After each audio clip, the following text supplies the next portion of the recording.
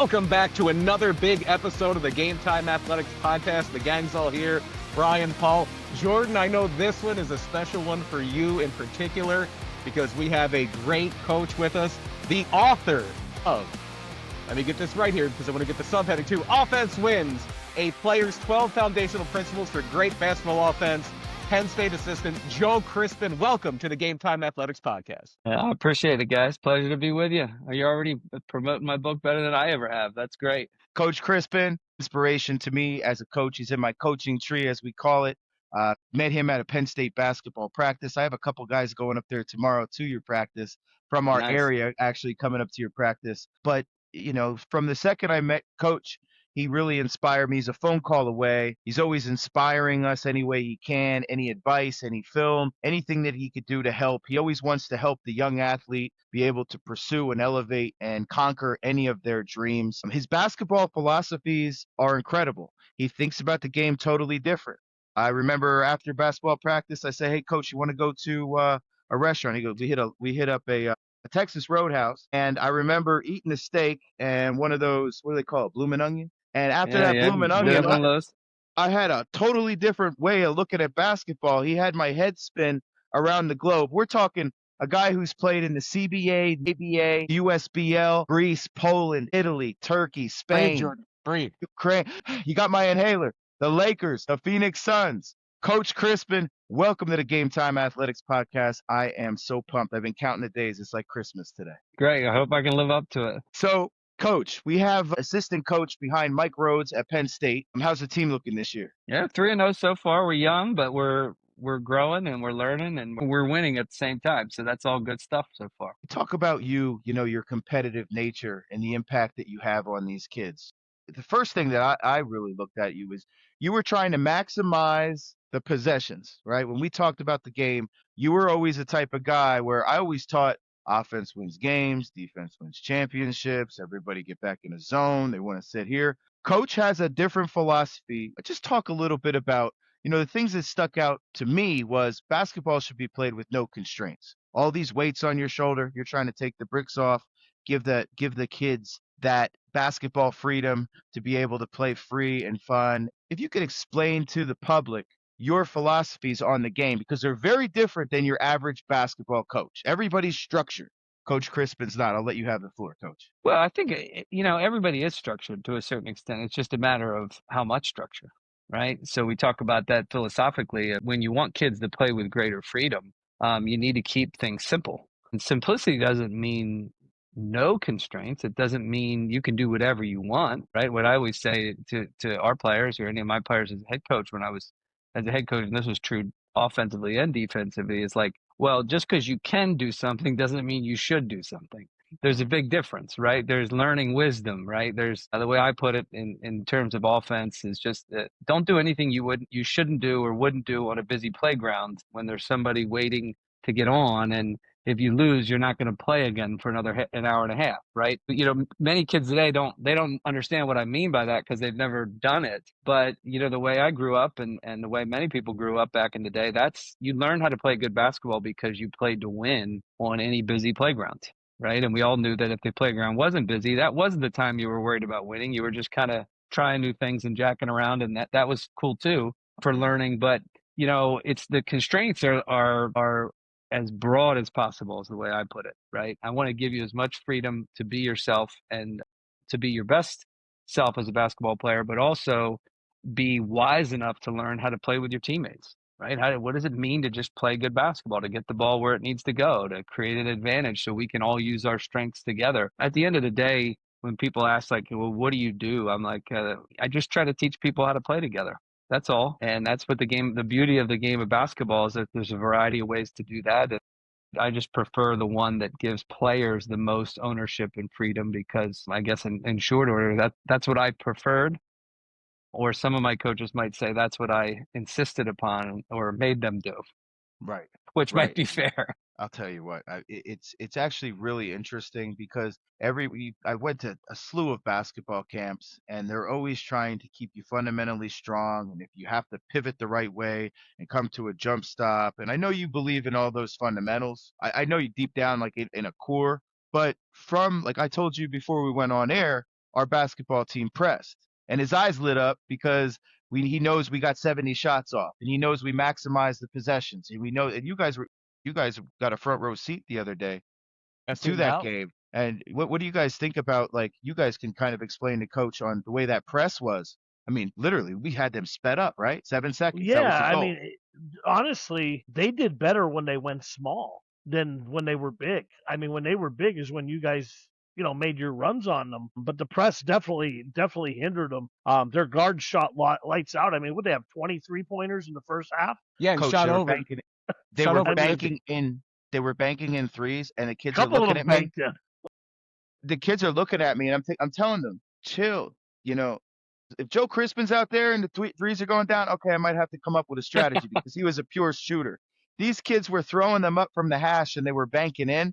They can't make them forever, So eventually they were going to have to come back to earth. But the psychology, right? Basketball is all psychology. So think about them after that loss. They hit 23s and lost. Yep. That has to wear on you mentally. We didn't shoot particularly well from the three, but we didn't hit 23s, and we somehow found a way to win. And we didn't do it by sitting back in his zone defense. I know that's going to bring a smile to coach's face, but we maximized the possessions, which was just incredible. There's a couple of things on that, in terms of like quality and quantity, right? That's what we talk about with, the winning the game, right? Revolves around either one of two things, and preferably both things. Is winning the quality game, which means like how many do you get better shots than your opponent, right? If all things are equal and each team gets 60 attempts at the rim, do you get higher quality shots than your opponent, both in the players that you have, but also the actual looks and how open you are and how much control you have over that shot. But then the quantity thing is often what people underestimate, right? And when you talk about psychologically, it's not rocket science that if you get 80 attempts as opposed to 55 or 60, or if you take 43s rather than 16, the individuals taking those threes are going to feel a lot better because they know if they miss it, it's not that big a deal, right? So just philosophically, it's not as simple as like all shots are equal and we can just clip them up. It's in the context and flow of a game. I know I once had an NBA scout tell me I was in between the Lakers and the Suns, and he said, well, I was not being a smart aleck, though maybe people could accuse me of that at times, but he asked me, he said, a lot of people think you're a volume shooter. And my response was, who isn't? If you give me more, I'll make more. And if you give me less, I might not make any of them. And he just looked at me and said, and this is back in 2002 when people didn't want to shoot threes, right? And I was playing in the ABA for Scott Brooks, and I probably had taken like 18 that game, right? We were playing in a super high possession game. And I think between my teammate and I, we had like 80 points between the two of us. But the point being is he just looked at me and said, yeah, that's true, right? It's the I'm like, yeah. I just never understood. And I had a high school coach. We averaged about 85 a game in high school my senior year. And he understood that intuitively, right? And just what competition is and being the aggressor, right? So the press isn't just about does it work? It's does it put your players in an aggressive frame of mind? Are they on their toes or on their heels? And, I don't like zone defense at the youth level, but sometimes the zone defense at higher levels, like that is a way of getting on your toes. We're going to dictate to you. We're not going to guard your offense. You're going to run what we run against the zone. That's all about being the aggressor and all about, psychologically putting your players in an aggressive frame of mind. That's the way I always wanted to play the game. Mm-hmm. And I think that's what most players want. And when you put them in that frame, and inevitably they play better. The only catch is sometimes, like you said, with the threes, the opponent could play better too, because they might like it more than what they usually do. And that's what it felt. They sometimes they say, it's like throwing seashells into an ocean. When you catch, you catch. And when you're banking, you're banking. Our goal was to speed them up. And Coach, you played at all levels. Obviously, 3-time finalist in a row at Pittman High School. I mean, that's phenomenal. 2001 NCAA tournament, you led Penn State to a Sweet 16. Is that the farthest Penn State ever went? I believe, right? Well, we did have a Final Four back in the 50s, but that wasn't exactly the modern day. Right. We need to get one of those. You were part of some NIT Final Fours as well? Yeah, 2 of those. Yep. Rookie year, you went to the Lakers and the Suns. Coach, if we could just talk a little bit about, we talked about you playing at a college level and then you go play overseas and the NBA. You're the probably only guy that I could really talk to get a really hard, solid perspective from an international perspective, a college basketball perspective, and an NBA perspective. My first question is, where were you the happiest? Where was the easiest place for you to play? Well, I always tell people the easiest place for me to score was in the NBA at the time. People forget. A lot of people, people aren't familiar. I guess I'm still young enough. I got some YouTube clips, but I shot a lot of threes off the dribble, and back in that day, people nowadays would say, oh, you would be great in today's NBA. And I usually say, no, right? I'm a 6-foot guard. And nowadays you have 7-foot center. They don't have centers. They're just 6-foot guard or 7-foot guards out there who can switch and contest your shot and all these other things. Like, no, I actually would have been better just having more opportunity to shoot and play in the 2002 NBA, because back then the centers were slower and they played in drop coverage, and I would just come off a screen wide open, and it was the easiest thing I ever did. Right? The European game was often a little more physical. Now, in the NBA at the time, guarding people was hard, right? There's more space on the court. There's more talent. Mm-hmm. But from a scoring perspective, I'm not exaggerating it. Like it wasn't hard. You were open from three because the teams didn't value the three the way we do now and the way we should have done then. Overseas, typically a more physical game. I loved playing when people always ask me, like, what's your favorite place to play? Like, I'm a community person. I'm a home person. I'm like, I want to play for my people, so I always loved playing at Penn State. And in high school were my favorite experiences because I'm playing for my people, right? I'm playing for the name on the front, the community I represent. I still was fortunate enough to have some really positive experiences overseas where I experienced that, but it was usually only a season at a time, right? And at most like a season and a half one time. And that part of the reason I retired was I was just kind of tired of that. I wanted to settle in and I wanted to, serve communities through basketball. And what I say is spread basketball joy, right? Spread basketball happiness. It's not just about winning. It's about a certain kind of way of playing that inspires people. It gets you out of your seat, so to speak. It gets you excited about what's going on. And, I think that's the beauty of the game. That's my vision for the game, is that it's not just about grinding out victories. It's about playing in a way that people say, wow, I need to come see that in person. That's fun. Right, exactly. Or better yet, I need to go play myself. Hey, do you still have it? Do you still got the 3-ball in you? The shooting doesn't go away. I can still do plenty of that, but I think I retired from defense. But some might have said I might have done that a little earlier. So, hey, I don't know. I want to take you up on this. We have a couple people that are willing to throw up money to donate towards Make-A-Wish. They want to give you $20 for every 3 you hit, and they want to put 2 minutes on the clock. However many threes you can hit in that 2 minutes, we're going to donate $20 for every basket. Are you game? Then we can film it. You can film it at practice or whatever. We can film it. I'll get warmed up for that. I like that. And I just think every basket matters. We're talking kids are going to Disney World. Kids are getting swing sets. Kids are going to meet their favorite NBA player. I like that. Who was the toughest player you ever faced in the NBA? Obviously, you played Michael Jordan, but he was with the Wizards at the time, and I believe he was like 40. Yeah, he was 40. So let's not even talk about that. Let's talk about Jordan. He still scored 41 on us, and then in the second game hit a game winner. So he still had something going. We had Sean Marion guarding him, but Sean was a lot younger at the time, and I think he idolized Jordan. I think it was a little hard for him. Right. He still had it at the time. Ironically, I say the hardest guy I ever had to guard was a guy I ended up playing with was Stephon Marbury.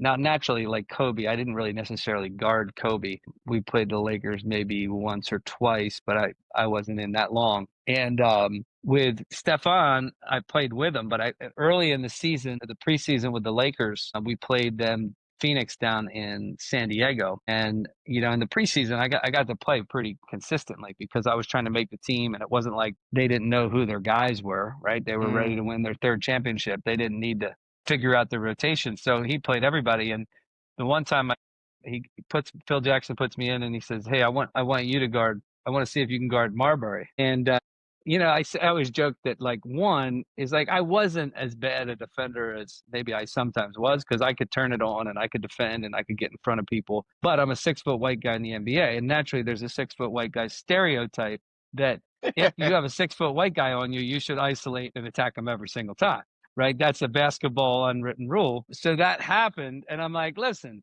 I'm not Lindsey Hunter. He was a great defender. I'm not Kobe Bryant, but like I can keep dudes in front. And I turned to Lindsey Hunter. I'll never forget this. I said, he wants to see. I said, Lindsey, can anybody guard Marbury? He goes, nah, don't worry about it. None of us can guard Marbury. But sure enough, first thing Stefan sees, and we joked about this later, sees me in front of him and starts clearing everything out. So that now I'm playing one-on-one with Marbury. I'm like, nobody else can do this either. So I think I did a half decent job. I can remember one time I got a handle on the ball. He still made it. But I always say he wasn't a great three-point shooter, so he would have had to adjust his game to this level now. He was one of the most he was like a running back. He was just this explosive, powerful burst of force. And he would get through contact. He was just like a classic New York City guard and a cool guy. And we'd play one-on-one, and I could still score on people, but when he wanted to, he could go anywhere he wanted on me or anybody else. And of course, one of the names that just came up was, well, a few times, was Kobe Bryant. Now, growing up in Gloucester County, growing up around the same time Kobe Bryant's coming up, was the proximity to him and the familiarity with him, just him being omnipresent, especially in that Philadelphia area, did that contribute to Azara? Did it lessen it a little bit, or was it about the same for you when you got there with him? Yeah, it was different. Well, what people forget is when I went to play for the Lakers, I was, I'm a rookie, but I'm only a year younger than Kobe at the time, right? So he'd been in the NBA for 5 years, and I'd been in college for 4 years. So, and I'm a competitor. I'm going to come at you. I'm going to be aggressive. That's just how I'm wired. That's how I grew up playing. And I didn't care if you were Kobe Bryant or anybody else. I'm coming at you. And in my world, it was like, okay, yeah, Kobe Bryant's from Philly and I'm from South Jersey, which, it's got all the same coverage. If I had seen you in high school, I'm trying to beat you. That's just the way this works. I know.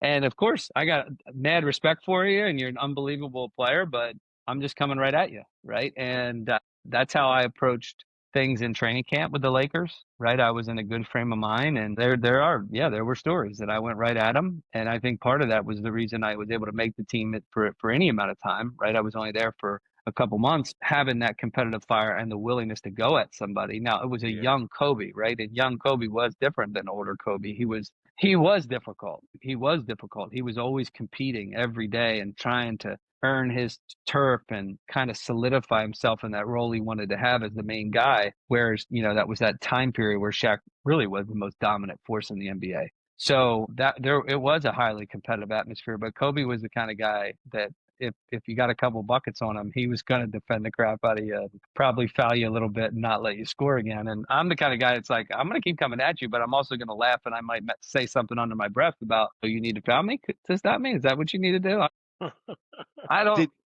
Did he trash talk you? Did he trash talk you a lot? Give me a hard time, but I had a good relationship with all those guys. Just that was a veteran group, and again, Kobe was a little different because he was younger at the time, but he did respect competitors, right? He respected somebody who was secure enough to know who they were and to play their game. And I wish I had more opportunity to do it, but he was the kind of guy too that he when he cared about assists. I remember the one time in a preseason game he kicked it to me, and I don't know, I didn't catch it clean, and he said, "Come on, you got to shoot that," in a very forceful way. And I walked over to him. I said, "Let's get this clear. I'll shoot it every single time I possibly can. If I didn't shoot it, there's a reason." He's like, "All right, I got you. Done." Like that's how you talk when you're a competitor. And the group that was around there was an unbelievable group of veterans. I always tell people I learned more in a couple months with the Lakers than maybe anywhere else. Just these little stories and these things you'd pick up on. I mean, Lindsey Hunter was a great player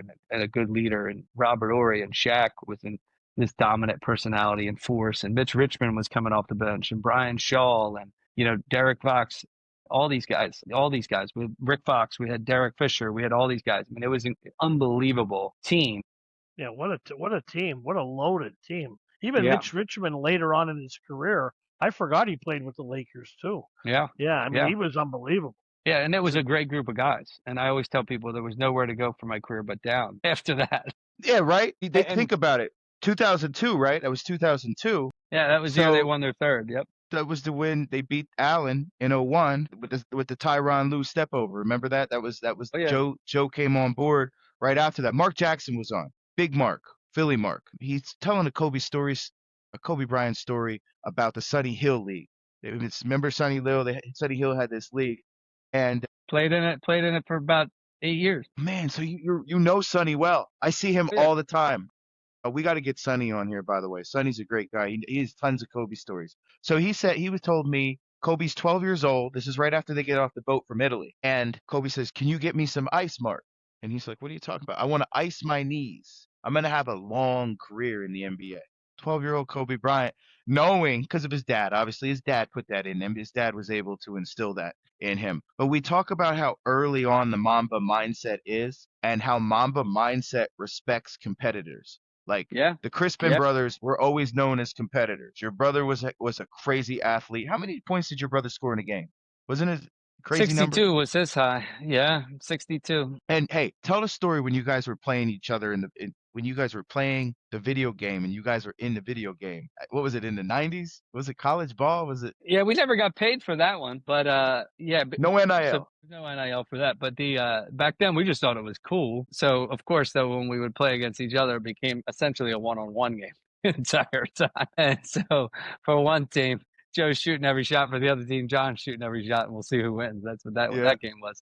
It was the original 2K, right? The college 2K version. Since 2011, Innovate Media has transformed everyday spaces into powerful engagement platforms. What started with commercial massage chairs has grown into a multi-concept, multinational network delivering over 2.5 million guest experiences every month. With more than 10,000 assets nationwide, our partners rely on us for industry-leading coverage, data-driven insights, and technology that creates real one-to-one consumer connections. At Innovate Media, quality isn't a tagline, it's the standard behind every experience we deliver. If you're ready to evaluate your property and unlock new revenue, visit Innovate Media and see what smarter engagement can do for you. Great-grandfather Frank started it, a little store in downtown Pottsville. 4 generations and over 100 years later, Murphy's is still a neighborhood jeweler experience. Sure, with a few more brands, but still defined by a passion for fine jewelry and timepieces. A genuine enthusiasm for people and the patience to get it right. That's how we did it in 1913, and that's how we still do it today. The Murphy Experience.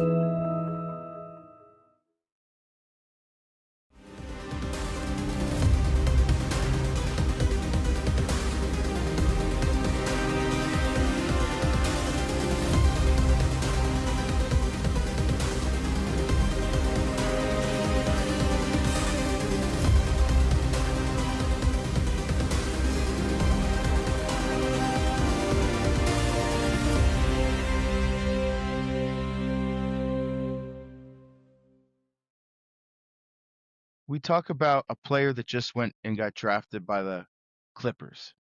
Yanni, right? Yep. Yannick, yep. Yannick. We're gonna remember what you said. What's the Clippers? That's dirty. Clippers is dirty, okay? Clippers is dirty. It's dirty. There you go. Let's go. With the 30th pick in the 2025 NBA Draft, the LA Clippers select Yannick Conan Niederhauser. When I was up at practice, Coach Rhodes was being very hard on him because Ace Baldwin was getting rebounds off of him. And pretty much Coach said, "Yanni, if you do not get this rebound on this, he'll throw it off the board, and he beats you to your spot, you go over there." And I'm thinking to myself, what does that mean? Like, where's he going over there? And next thing you know, Ace Baldwin sneaks around, grabs a rebound, and Coach Rhodes, he's a player coach. He goes, "Yanni, I love you, but you're going over there." I'm like, I gotta see what all this is about. He gets on this. What is that? The wall climber? The Versa. Yeah, a Versa. For how long? How long do you have to do that? I don't even know, but that's hilarious. Buddy was on there for a while. I was like, man, I'm boarding like crazy. I'm grabbing that with 2 hands. I'm pivoting. I'm swinging. I'm not going over there. I'll say something about Yannick that's good for the kids. Is like Yannick is the kind of guy that if Coach did that, he'd go, "All right, Coach, I got you." And he was one of the most coachable kids you'll ever see, but also like just a guy who loved learning. Like he wanted to learn, he wanted to soak things in. Like it was completely authentic.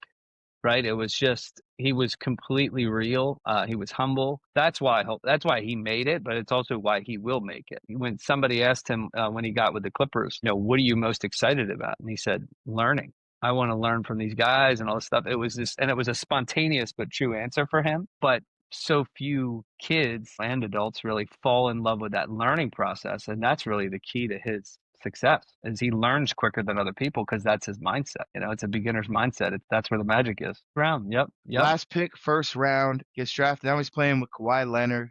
I see him on the gram all the time. They're doing these rookie pranks to the poor man. If I was Yanni, man, I'd be palming these guys. It's unbelievable. He's right. After that whole punishment that Rhodes gave on the Aversa, right? He would come back and say, because Coach Rhodes would be like, it's all love, Yanni. He goes, oh, no, I respect that. I love that. And Coach Crispin will tell you, he loves, yeah, I respect that. No bad blood at all. I have great attitude. Yes. I want to get to the next thing. Can we get to the next thing? Let me learn. That's exactly right. That's exactly right. Amazing. That's exactly why he is where he is. And Joe, one of the unique parts in your story, we just kind of touched on it a little bit there a while ago, is that your brother John, a few years behind you, was there with you in high school, with you in college for quite a while. How much did that shape you, having a sibling that was that close in age? Only, 2-year difference, I believe? Yeah, really just a year and a half, 2 in school. But so I grew up in a basketball family, right? I had the luxury. My grandfather was a longtime high school, then JUCO coach. My dad was a high school coach growing up. My uncle was a high school coach growing up. So I was always surrounded with the game. Dinner table conversations often revolved around, hoops and sports and seasons and games and probably scouting reports, right? It just that was the air I breathed, right? I would hang out at my dad's practices, and that's what my brother and I did. I mean, as long Family as we business, were, yeah, that's what it was. And we would go to practice and we'd hang around the gym and we'd play with the guys. The unique thing about just my experience that has probably really shaped me was not only just having my brother, but also just having a neighborhood. I grew up in the gyms and the playgrounds, but I didn't grow up in this kind of environment we have today, which I don't like. It's just all this structure. And, I often tell people, we want kids to be better at root, no matter what. And again, like you mentioned fundamentals earlier, Jordan, I'm all about the fundamentals, but play is the fundamental. The fundamentality of learning how to play in these environments. I grew up with just a dream world, various playgrounds and people and open gyms and old guys to play with. And I'd go play with my dad and, my brother, when he got old enough, we'd play in summer leagues, old man summer leagues. We did all this stuff that were just some of the greatest environments to learn. And then my brother and I, the moment we could start playing organized basketball, my dad coached us and we were on the same team. So my brother was the little guy who was 2 years younger than everybody tagging along, which is why he ended up being so good. But he'd tag along, and then we always had dreams. I had some older friends that we dreamed with about winning championships and turning around our high school program, Pittman, because we weren't good. And then my brother comes along, and our dream was to win a state title. And my junior year, we lost in the South Jersey Finals together, and then my senior year, we won that together. And though we never really talked about necessarily playing in college, I knew we would wanted to, right? And being able to do that for 2 years was really just looking back.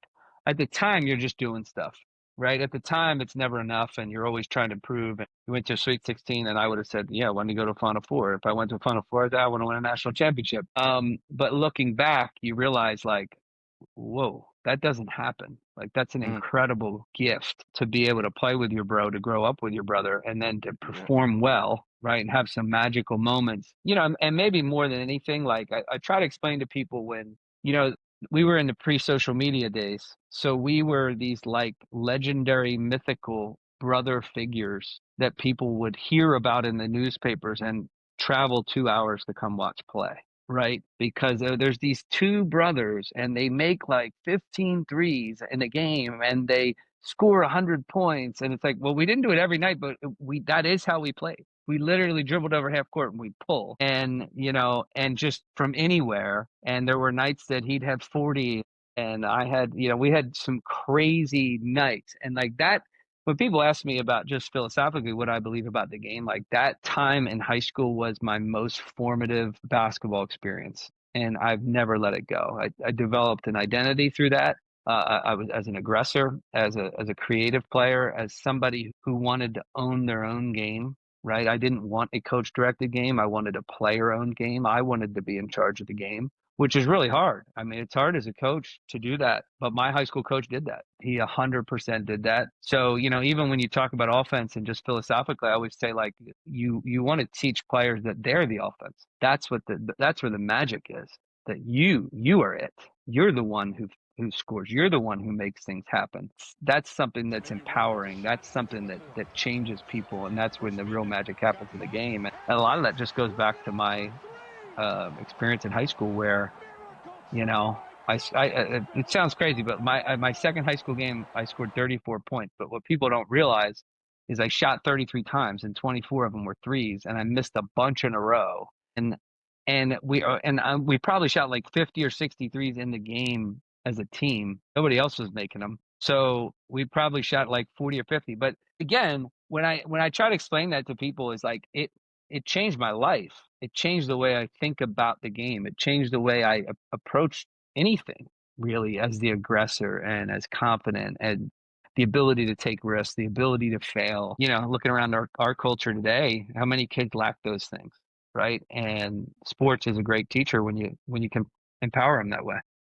Joe, that's what we ask you. I mean, being such the star in high school coming up, Brian and I call high school basketball games for a bunch of different high schools. What's the biggest difference you see now in today's kid in high school as opposed to back when, you and Jordan and, we all played back then? I think the biggest thing is the inability to own their own play. There's so much that comes from a creative standpoint, but also like a self-confidence standpoint, from a team standpoint. The magic happens when it's not coach and adult directed, it's player directed. And that's something that is, just me philosophically having done so much at the youth level for 10 years. This isn't something that was like some book project in my mind. This is something I saw. I have my own children, and my own son, right, he's at Perkiomen down the road from you guys, right, is at prep school. And yep. He, I wanted what's best for him. And, what I explain to people, I got a book in the works, right, on this topic, that it's like, when I looked around the landscape, I realized like these college coaches were all telling me these kids are different, and this isn't, they don't do this and they don't do this. And I'm coming from professional basketball, and I'm like, they can't be that different, right? It's only been 17 years since I got out of high school. This can't be that different. And then I start coaching, and I'm like, oh, wow, things really are different, right? What are these AAU tournaments? What is it? What are these? What, you go to these every weekend? Why? You pay to watch your kids play? Why? This is dumb.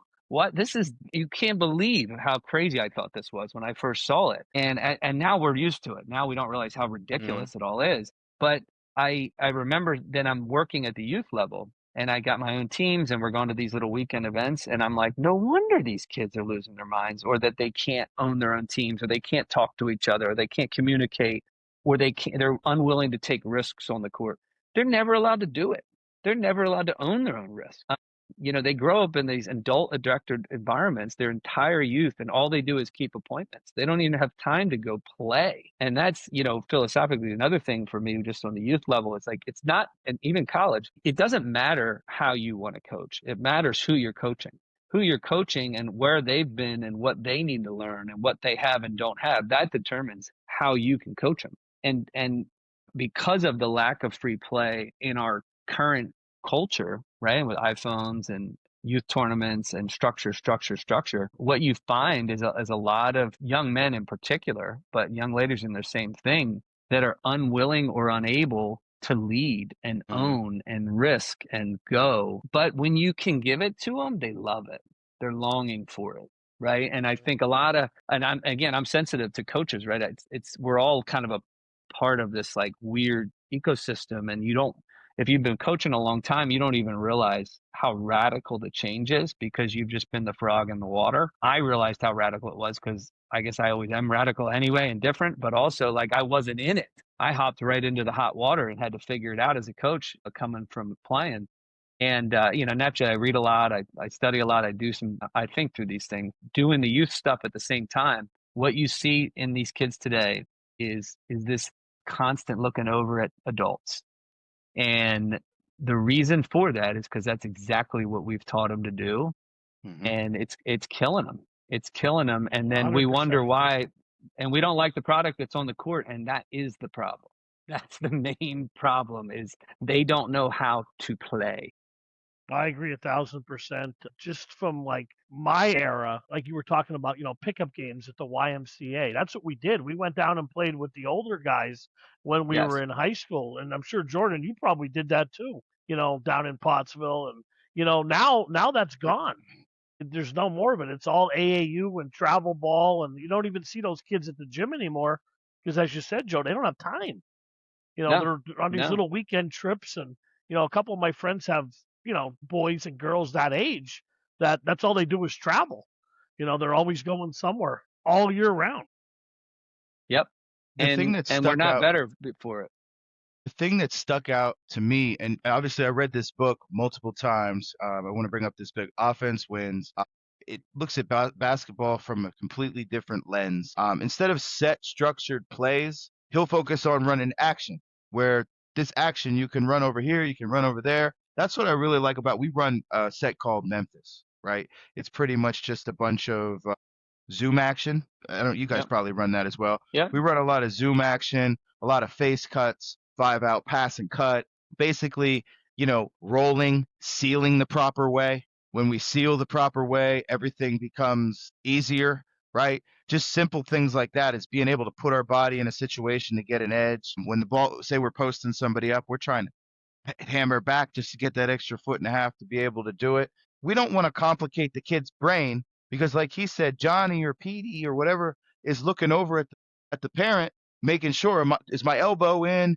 Did I not X, Y, and Z? And now all of a sudden I'm a robot. He takes this book. If you're a coach, you might get angry at him first. Most people who are brought up in structure will get angry because he goes against the grain on a lot of it. But the more you dip into it, the more you realize, wow, basketball is supposed to be free. We had a kid, an influencer on Geo Weiss. He's a well-known. He has 780,000 TikTok followers and everything. And he's shooting the ball off one leg, but he feels comfortable doing it that way. And I'm thinking to myself, well, why would he do it off the two? I'm like, why don't you shoot off the two? And he goes, because I make him better off of one. And it just feels better that way. As a coach, are you going to tell him, yo, I want you to shoot it off a two and go back to the fundamentals the way it was supposed to be? Or are you just going to let him play free? Because I play better when I'm free. My coach says I can't shoot at this point, right? It goes back to the whole constraints. Paul Bryant, I got two of them, right? You take them to work when your boss is away, pull them out at your desk. Hopefully they're not watching the podcast. This is what you need because you guys talk to our fan base on air. They'll even put you out there on our TV show. Coach, if you had to describe your book in just a brief summary for those out there who didn't purchase it yet and didn't have the privilege of reading it, I'm trying to provide it from me as a customer of yours, paying for this book and reading it. But what advice you could give to these people to go out there and check out Offense Wins? Well, the one thing I actually, as a head coach in particular, right now my role here is to be primarily focused on offense. But in order to know offense well, you need to know defense well. And I actually, as a head coach, spent way more time on defense because I think there's a ton of room to disrupt and be creative and really turn people over and create a game they don't like. But that's in your favor with your defense. But I kept my offense pretty simple, right? And try to keep the offense pretty simple. But what I try to tell people, and I think I mentioned this earlier, is like, this is all about, I wrote that book before I ever coached a game. I don't think I hadn't coached a youth game. Maybe I had coached like my third grade daughter in the YMCA league with my kindergarten son, and they couldn't steal the ball from him like that. Does that count? I had literally not coached a game. And that was the point. So I was writing out of my experience as a player of so there's some things that I would clarify, I think, better now. Someday I'll do it. But I stand by the principles because the principles were what were important to players, right? And I often saw as a pro, in my belief, it's like, I don't care what you know or what you want to do. It's all about, you're still limited by what your players can do and what they want to do, what they'll believe in.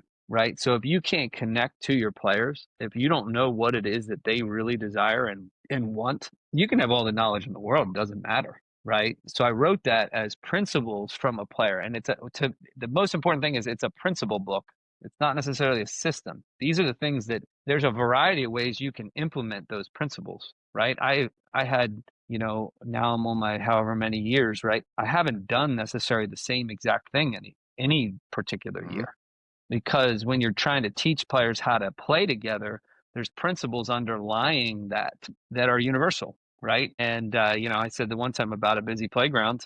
That's kind of what it is. Like the busy playground, if you want to play on a busy playground, you need to know who your centerpieces are, where they want the ball, how to get them the ball in those situations, empower them to be great, and then play off those guys, counter off those guys, find solutions off those primary guys, and a pace that works for yourself. We wouldn't overutilize set plays, though there's a place for them. Teaching how to play jazz, a system. People also talk about a system. Like, I'm not necessarily a system guy, but if you mean by system a way of playing, then I guess I am, right? Teaching people how to solve problems for the defense, to create problems for the defense. Just these are simple realities, right? Who's going to draw to and create a closeout for our team? These are just simple things that are universal no matter what team you have. So, and these are the things that are most important to your players. So that's what you need to know and then be able to apply. When it comes to fresh quality turkey, Cuck's Turkey Farm has been a family tradition for over 85 years. From whole turkeys and turkey products to deli meats and specialty items, you can trust Cuck's for delicious farm-raised turkey that's always fresh. Whether it's for your holiday feast or everyday meals, Cuck's has you covered. Cuck's Turkey Farm, where quality and tradition meet.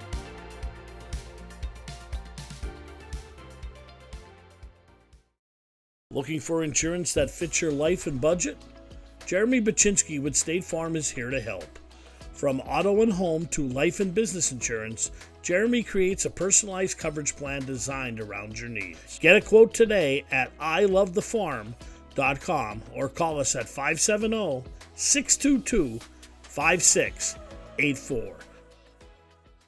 Great advice. It's great advice. We're going to put you on the fast break questions with Coach Crispin. Whatever comes off the top of your dome, just rattle off. It's part of our little. Coach Flannery was great on that. Are you ready? Go for it. Favorite memory from your Penn State playing days? Sweet 16. Sweet 16. Gotta love it. Quick second would be the Kentucky game with my brother. Love that. Toughest player you've ever faced? You talked about it. Yeah, but I'm thinking more like a defender. Oh. This is a funny one. Earl Boykins, who was 5'5", picked me up full court with the Clippers, and I was ice cold coming off the bench. So Earl Boykins. Was he hand checking you? How was his defense? Was he right up? He was crazy. He was crazy quick. I got in the game. I got the ball. I took 2 dribbles, and I was like, all right, never mind. You take it up. I'm not messing with it. Actually, I should have said John. You know who I should have said? John Lenahan. Providence. Oh, yeah? Disruptive defender ever. Yeah, John Lenahan. That actually is my normal answer. John Lenahan. First round NCAA tournament. Yep. We're gonna get the video footage on that. Favorite city you played in overseas? Brindisi, Italy. Helped that we won the championship. They love Toops. That'll do it. Yeah, they loved you. They loved him. He was a celebrity, or he was like John Lennon over there. The best advice a coach ever gave you? I don't know if it was explicit, he said this way, but attack. That would have been my high school coach. Yep. Always on the attack. Not to mention, Paul, do you know how many points he scored in high school? I did see on the sheet for a lot. 2,000 some. 151 career points. I think he listened when the coach said attack. Yeah. I took him at his word. A current player you'd love to coach in the NBA. If there's a guy that you could work with in the NBA, who would you coach? I played like Curry before there was Curry. I love watching Stephen Curry. He's a special player. Plays with joy, freedom. He's my favorite to watch. One word that sums up your basketball journey. Blessed, but not in the way I thought. And I will say this, coach has come a long way, right? His rocky roads, I felt like he should have got another contract in the NBA, 2002 with the Suns and with the Lakers, and then going overseas to play in all these different countries. He became smarter that way. And that's what I said to you when we went out to eat, is just your knowledge on being able to go to Spain, go to Greece, to Poland, to Turkey, to all these different countries. Your knowledge and your basketball IQ had to get better by demand. And he ends up, how beautiful is it? He ends up back at Penn State, where he loves the most. And we know guys, I'm going to say it here on this broadcast, assistant coaches become head coaches. One day, he might be the head coach. I'm big into meditating. I'm big into manifesting.